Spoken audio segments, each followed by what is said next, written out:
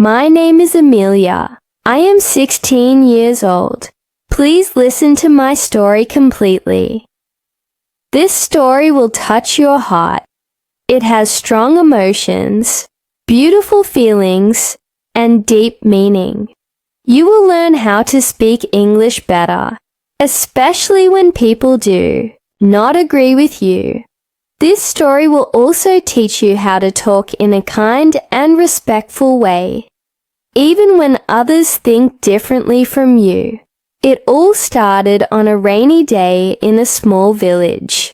I lived with my mother, my younger brother Leo, and my grandfather. My father died when I was 10 years old. He was a kind man. He always smiled and said, "Be brave, Amelia. Never stop learning and never stop loving." I still remember those words. That morning, I was getting ready for school. My shoes were wet and the roof was leaking. My little brother was coughing. "Mama, Leo is sick again," I said. "Yes, I know, Amelia," my mother said with tired eyes. "I will take him to the clinic today." "Do we have money?" I asked quietly. She didn't answer. She just looked down. I understood. Things were not easy, but we smiled. We always smiled, because we had love. At school, I was good at English. My teacher, Mr. Paul, always gave me hard topics to speak about. He said, "Amelia, you are brave. You can speak your mind, but remember, when you speak, listen to others too." One day, he gave us a topic. Should children work to help their families? I was shocked. In my heart, I said, "No, children must study. They should play and learn, not work." But some students had different ideas. In class, we had to give a speech. First, my friend Amir stood up. He said, "I think children should work if their family is poor. Sometimes it is the only way to eat food. It is not forever, just for some time." I looked at him. He was not smiling. I knew his father had lost his job. His sister worked in a shop. Then I stood up. I said, "I understand, Amir, but I think children must go to school. Working too young can hurt their future. We must find help from the government, neighbors, or schools. Children are the future." Amir looked at me and said, "That is a nice thought, Amelia, but help does not always come." I said, "Yes, I know. But if we believe nothing will change, it won't. We must hope." Mr. Paul clapped. He said, "Good. You both gave strong ideas. You did not fight. You respected each other." I learned something that day. It is okay if people do not agree with me. I must listen, speak clearly, and stay kind. After school, I went home and told my mother. She said, "You are becoming wise, Amelia. You speak with your heart." But something very sad happened after that. My grandfather fell down. He broke his leg. He could not walk. "Mama, I will find a job," I said. "No, Amelia. You are only 16. You must study," my mother said with tears in her eyes. "But we need money," I shouted. "I can work after school," my mother said. "We will find another way. We can ask your uncle," I said. "I do not want to ask. I want to help." We both cried. That night, I went outside and sat under the sky. I felt the wind on my face. I said to the stars, "Father, what should I do?" Then I remembered his words. Never stop learning. Never stop loving. I wiped my tears. The next day, I went to my teacher and said, "Sir, I want to speak again. In front of the school." He said, "What will you speak about?" I said, "About children, family, and how we can help each other." He smiled. A week later, I stood on the stage. Many students, teachers, and parents were there. I said, "Good morning. My name is Amelia. I am 16 years old. I live in a small house. My mother is tired. My brother is sick. My grandfather cannot walk. We do not have much, but we have love." Everyone listened. I continued, "Some say children should work to help. Some say they should only study. I say we must talk. We must understand each other, not fight. We must listen with our hearts." A boy shouted, "But how do we live without money?"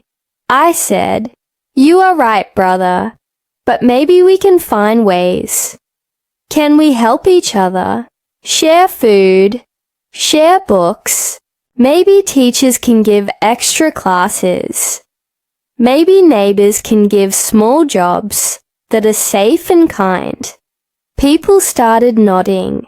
I said, "We do not need to agree on everything, but we must talk kindly. We must feel each other's pain." Then I looked at Amir. He was crying. He stood up and said, "Amelia is right. My sister works."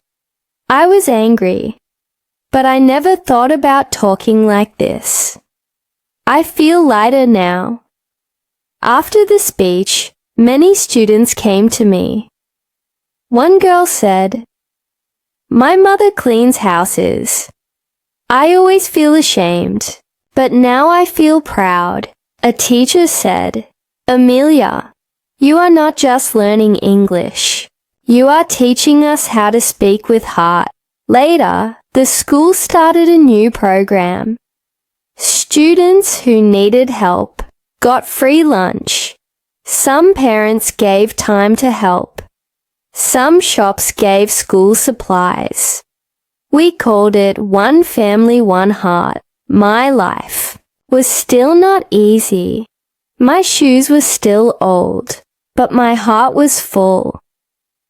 One day a woman came to our house. She said, "Are you Amelia?" "Yes," I said. She said, "My daughter heard your speech. She told me everything. I want to help you. I will pay for your brother's medicine." I was shocked. "Why would you help me?" I asked. She smiled and said, "Because you helped many. You speak with love." I hugged her. That night, my mother said, "I am proud of you, Amelia. You are changing lives." I smiled and said, "I just spoke with truth." From that day, I spoke more. I helped more. I listened more. I found that when people speak from pain, we must not shout back. We must understand and then speak. Sometimes people said the opposite of what I believed. One boy said, "You think you know everything." I said, "No, I don't, but I know how to listen." Another girl said, "You dream too much. Life is hard." I said, "Yes, life is hard, but dreams give us hope." Slowly people saw the change. They stopped fighting with words. They started using kind words. Words like, "I understand your point. That's different from mine, but I respect it. I feel sad about that. I want to help, not fight." We practiced in class. Mr. Paul said, "Let's all say one nice sentence when we don't agree." A boy said, "I don't agree, but I want to learn your view." A girl said, Can we find a way that works for both of us? Another said, let's not fight, let's think together. And we smiled. I wrote these ideas on paper and put them in the school hallway. One day a reporter came. He said, "Who started this?" Everyone pointed at me. He asked, "Why?" I said, "Because words are powerful. They can hurt or they can heal." He said, "You are young, but your heart is big." My story was in the newspaper. People from other schools came to learn from us. And in my heart, I felt my father's words again. Be brave. Never stop learning. Never stop loving. So, my dear friends, thank you for listening. Please remember, when someone does not agree with you, do not be angry. Be kind. Speak with love. Listen deeply, and then speak with hope. The world needs more hearts like yours. If you liked my story, please like and subscribe. I work very hard to bring you beautiful stories and ideas to help you grow. With your love and support, I will bring you more amazing stories that make your heart smile.